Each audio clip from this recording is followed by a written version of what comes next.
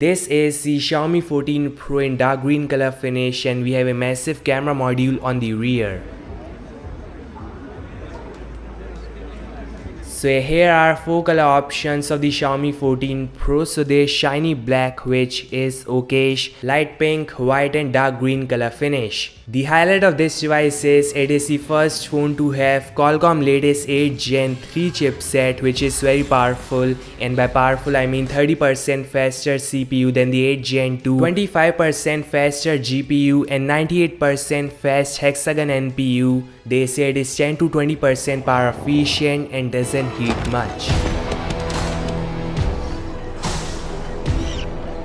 The interesting part is this silicon supports Unreal Engine 5 Lumen and got better ray tracing. So in terms of gaming, this might give a tough fight to the A17 Pro. The Qualcomm 8 Gen 3 is still based on 4nm TSMC process and got single Cortex X4, 5 Cortex A720 and 2 Cortex A520. This with all new Xiaomi's HyperOS on top. So it might perform like really well. Just cannot wait to test out the Xiaomi 14. Unboxing is coming soon on my channel.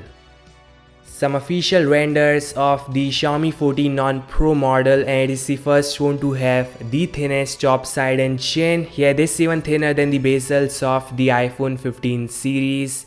Wow. Xiaomi will be using 3000 nits of peak brightness, which is again like the highest ever seen in a phone. And yes, the camera system of this device is powerful, surely can shoot fantastic photos and videos. And I think we might see 4K 60 on the front selfie shooter.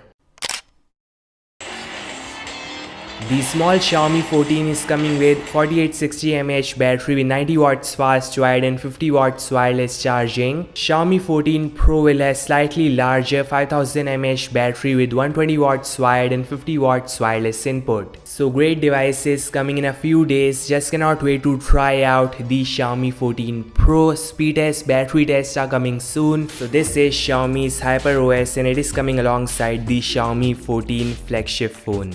So here I have HyperOS apps and UI on my Xiaomi 13 Pro running MIUI 14, and first off, lock screen customization is coming and there are so many clock styles to pick from. You guys can change the color of clock, font, size, and yes, we do have depth effect but only for signature as of now and not the clock. So yeah, quite similar to iOS and Pixel UI, but like with so many additional options, and I like this change a lot. Then we have new control center, and again very similar to iOS and MIUI. The new now playing media player of HyperOS is clean as well. So no shocker overall. I think a massive redesign in there, and again all I hope is it is stable and there are no too less issues in there. The HyperOS is coming this month on 31st October. The global launch may happen in December I guess, and some of the latest devices will receive it on top of MIUI. So yes, it is gonna replace MIUI for some of the devices. So this is all guys, thanks so much for watching. Your thoughts in the comment section below, and I'll meet you guys in the next one.